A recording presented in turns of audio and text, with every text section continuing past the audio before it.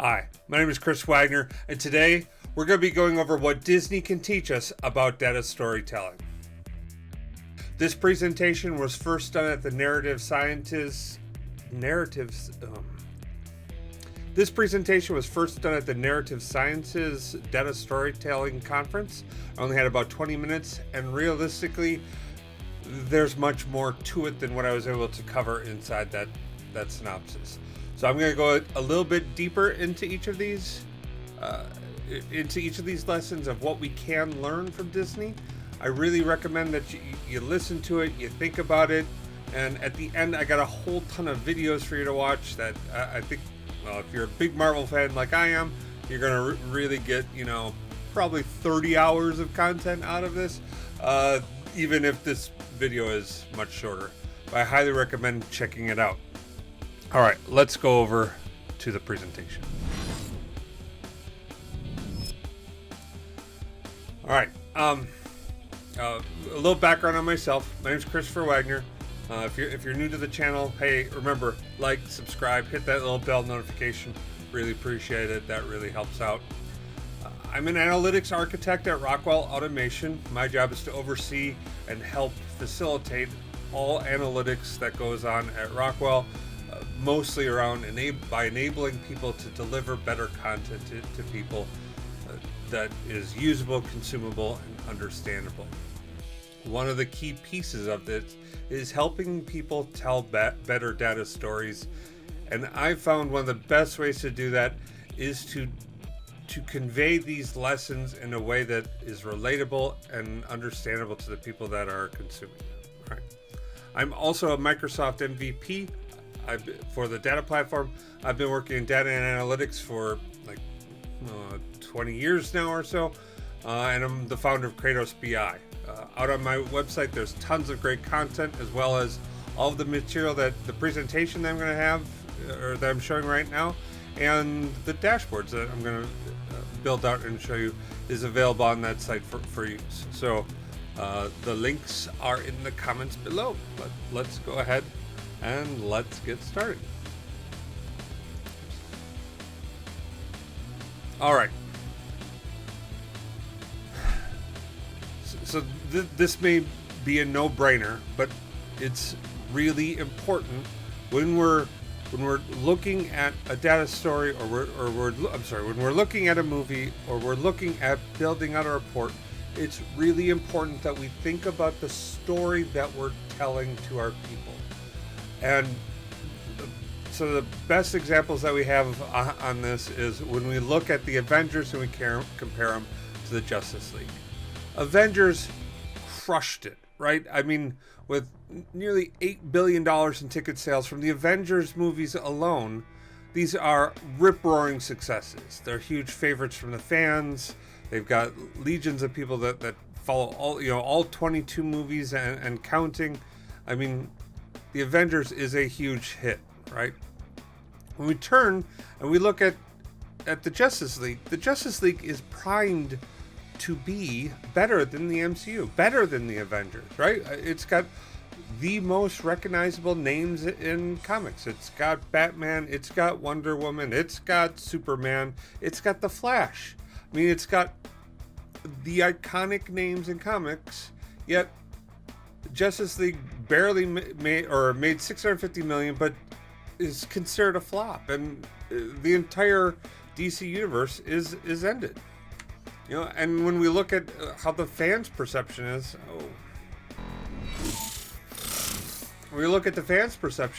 it's not good, right? We see 87% of the people on Rotten Tomatoes absolutely loved the Avengers movies, and 40% liked Justice League. That's a big deal, right? But what really differentiates these two movies, and what can we learn from this as it applies to data and analytics? Well, let's get into it. All right.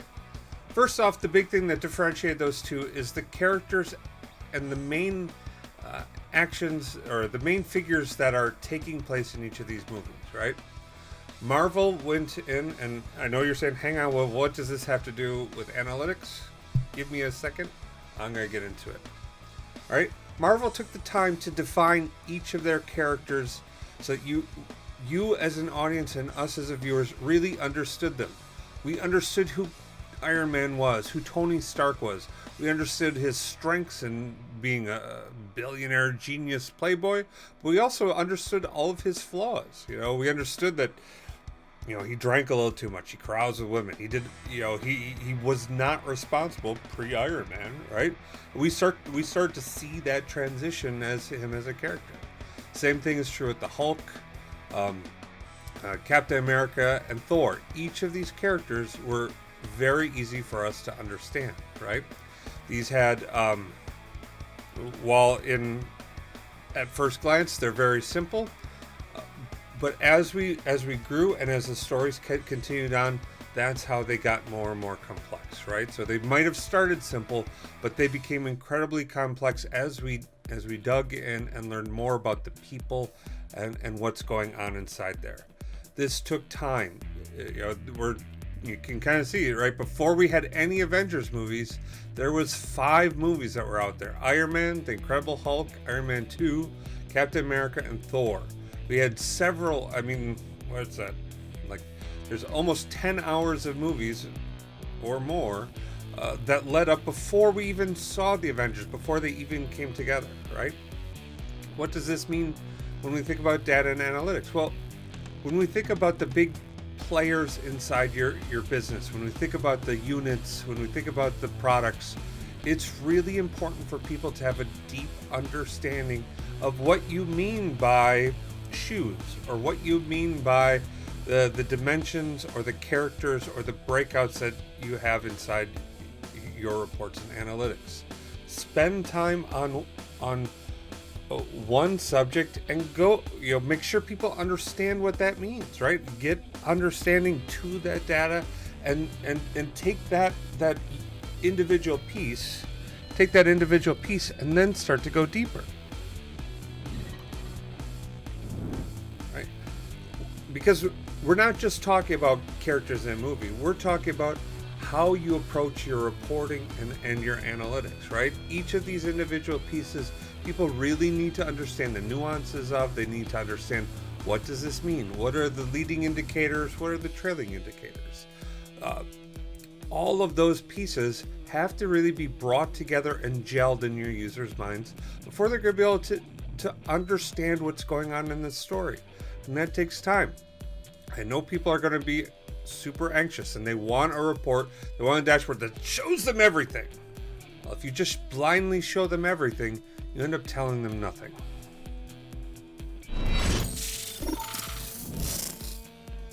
All right.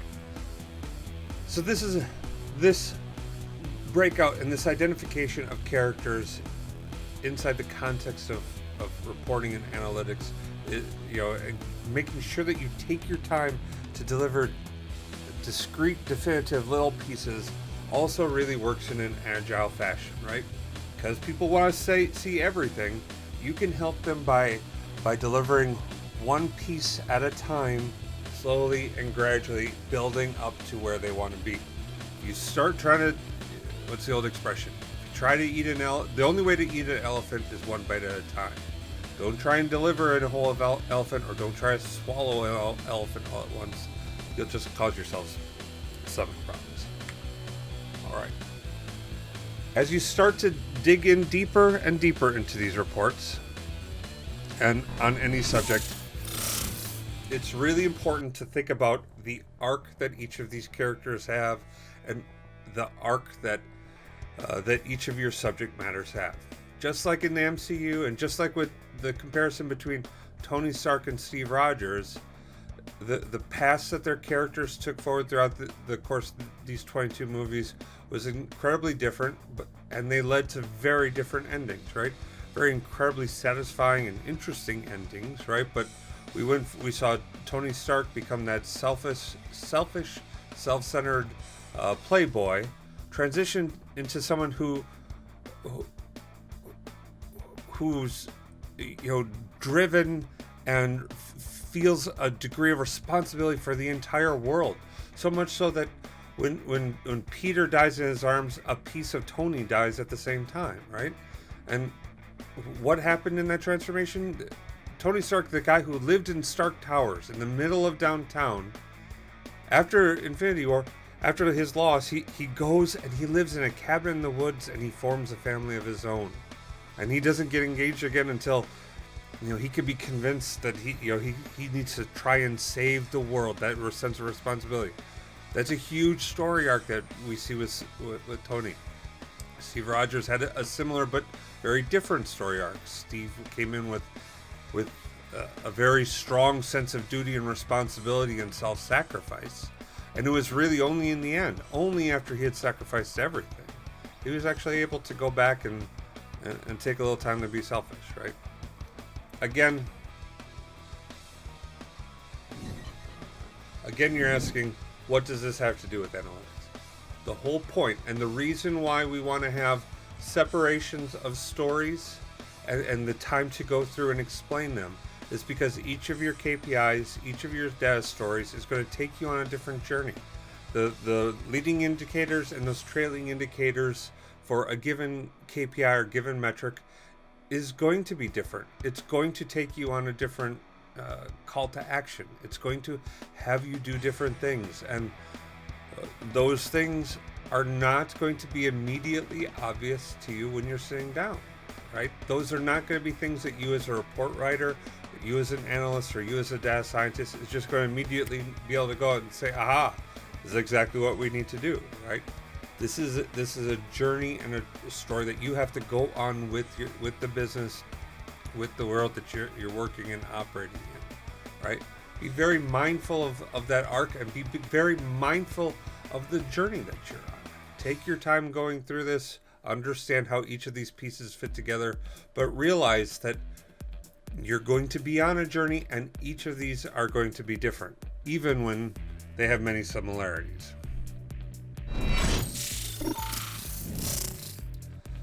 All right. I don't like where my picture is there, so we're just going to go to this. All right.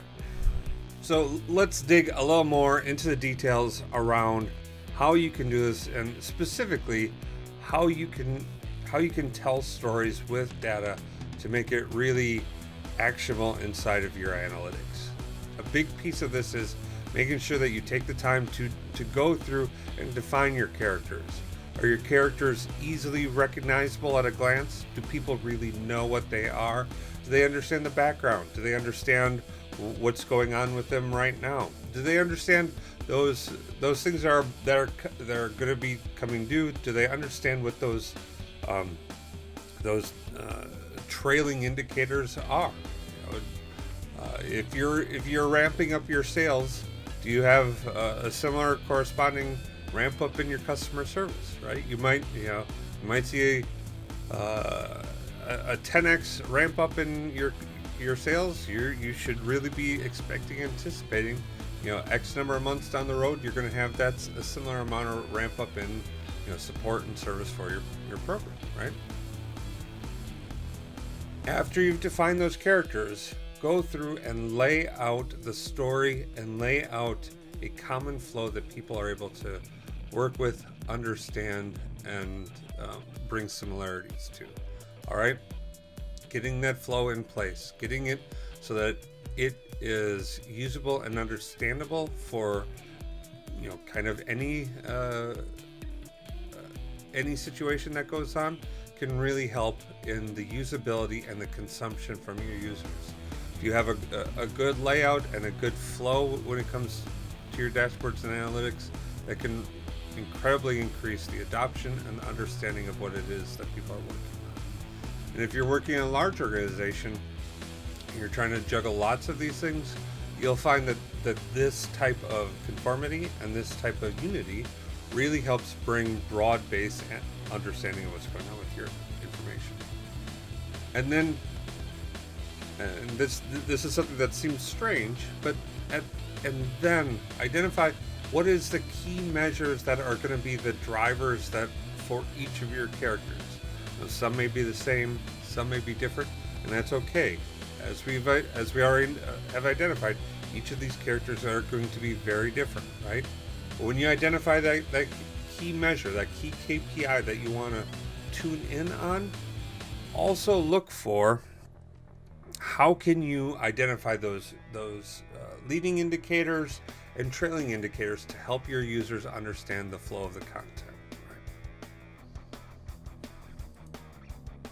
All right, so I'm going to quick run through a demo of how I did some of this stuff with the data from the MCU as part of this presentation. I want to do a run through so I can show you guys how we build this stuff out, right? But basically, I found I started with, like I said, with the characters that are most important inside this conversation. Now,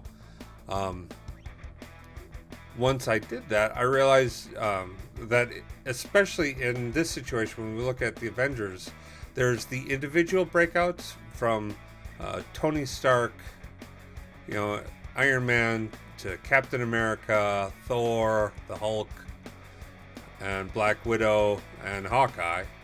But there was also that team effect, that where you bring them all together, right? That's where I started with this flow. And once I got the organization and the story flow together that I knew I was going to want to build out, that's when I started to sketch out and understand what was that data model going to look like that I'd in order to help me tell that tale, right? Once I identified the story, I was able to work on that data model. I was able to go out and get data. Now, this is a very lightweight data model that I have in place for this report.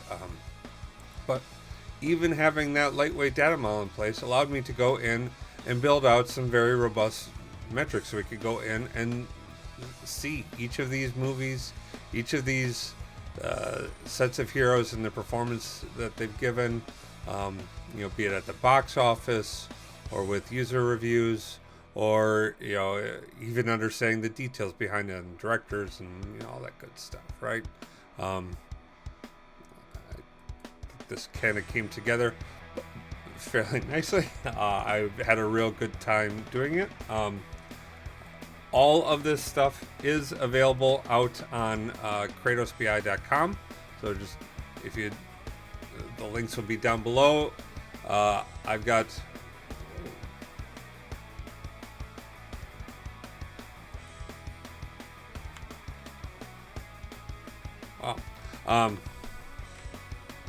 so this is also filled with like 8 billion great videos. I wasn't joking when I said there's like 30 hours of content here. Please, if you enjoy the MCU, these are some of my favorite videos analyzing all the stuff that went on with the Avengers and Marvel, as well as comparing it to all the issues that we had inside of Justice League. But if you're looking for more content on data and analytics, this presentation and the dashboard and data model that went along with it is available on kratosbi.com. Also, there are tons of great tips out on Guy in the Cube that was leveraged in building this out, as well as alluring analytics, Power BI tips, and BI design.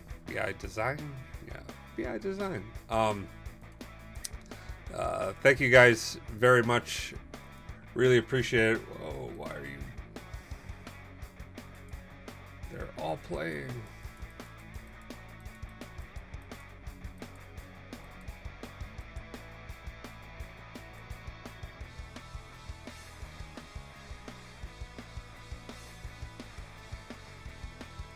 So they're not supposed to all play like that. That was really weird.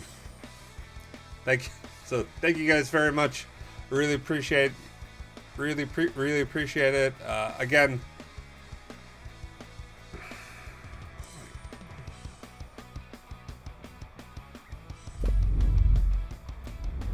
thank you guys very much. I really appreciate tuning in, watching the video. Hope you enjoyed it. I had a real blast putting this together. Probably going to do a number of other demos on this data set. This is a real fun topic to build out on. Really enjoyed it. Thanks a lot. Oh, haha! And if you like the content, go out to kratosbi.com, buy me a coffee. I'll send you some of these I Love Power BI stickers that I've made up. And if you really like the content and you like the Data God stuff that I've been putting out, go out to the merch store. Again, links in the comments below. Buy your own Data Gods stickers or merchandise, as you can kind of see I'm sporting here. This is really fun for me. This helps fund the channel and all the good stuff that we're doing. But thanks for everything, guys. You guys have a good one. Stay awesome. Bye.